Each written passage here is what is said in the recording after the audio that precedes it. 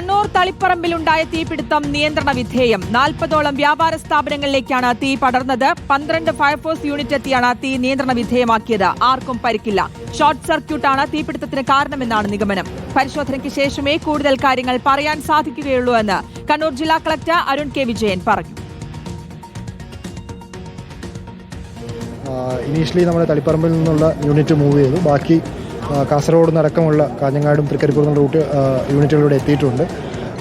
അവരുടെ ഓപ്പറേഷൻസ് രാത്രിയും ആവശ്യമുണ്ടെങ്കിൽ കണ്ടിന്യൂ ചെയ്യും. ഇപ്പോൾ ഫയർ അണ്ടർ കൺട്രോളാണ്.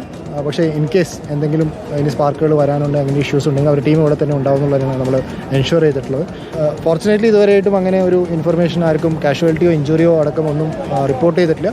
പക്ഷേ നമ്മൾ ഇനിയും അവിടെ ബാക്കി കാര്യങ്ങൾ നോക്കാനുണ്ട്. ഇനിയുള്ള ഷോപ്പുകളിലെല്ലാം ആരെങ്കിലും എന്തെങ്കിലും ഉണ്ടോ എന്ന് നോക്കാനുണ്ട്. പക്ഷേ as of now I think നമ്മൾ ഒരു ആശങ്കപ്പെടേണ്ട ഒരു കാര്യമില്ല എന്ന് തന്നെയാണ് നമ്മൾ വിശ്വസിക്കുന്നത്. 5:45 മുതൽ ആക്റ്റീവായിട്ട് ഇവിടെ അതിൻ്റെ റെസ്ക്യൂ അല്ലെങ്കിൽ ഇതിൻ്റെ ഓപ്പറേഷൻസ് നടന്നിട്ടെന്ന് തന്നെയാണ് റീജിയണൽ ഫയർ ഓഫീസർ ഇവിടെ ടീമിൽ ലീഡ് ചെയ്യുന്നത്.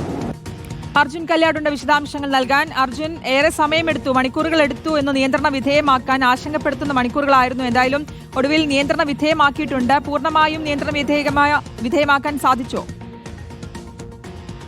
5 മണിക്കൂർ പിന്നിടുമ്പോഴും ഇപ്പോഴും തീ പൂർണ്ണമായും നിയന്ത്രണ വിധേയമാക്കാൻ വേണ്ടി കഴിഞ്ഞിട്ടില്ല. പൂർണ്ണമായും നിയന്ത്രണ വിധേയമാക്കി, പക്ഷേ പൂർണ്ണമായും അണക്കാൻ കഴിഞ്ഞിട്ടില്ല എന്നതാണ് ഏറ്റവും പ്രധാനപ്പെട്ട കാര്യം. ഇപ്പോഴും ഫയർഫോഴ്സിൻ്റെയും നാട്ടുകാരുടെയും ഒക്കെ സഹായത്തോടു കൂടി ഈ കടകളിലേക്ക് പടർന്ന തീ, അതിനകത്ത് ചെറിയ രീതിയിലെങ്കിലുമുള്ള തീപ്പൊരികൾ ഉണ്ടെങ്കിൽ അതുൾപ്പെടെ അണക്കുന്നതിന് വേണ്ടിയിട്ടുള്ള ഒരു ശ്രമമാണ് നടന്നുകൊണ്ടിരിക്കുന്നത്. ഫയർ ഉദ്യോഗസ്ഥർ ഇപ്പോഴും പരിശ്രമിച്ചുകൊണ്ടേയിരിക്കുകയാണ്. തീ ഇപ്പോൾ എന്തായാലും പൂർണ്ണമായ നിയന്ത്രണ വിധേയമായി മാറിയിട്ടുണ്ട്.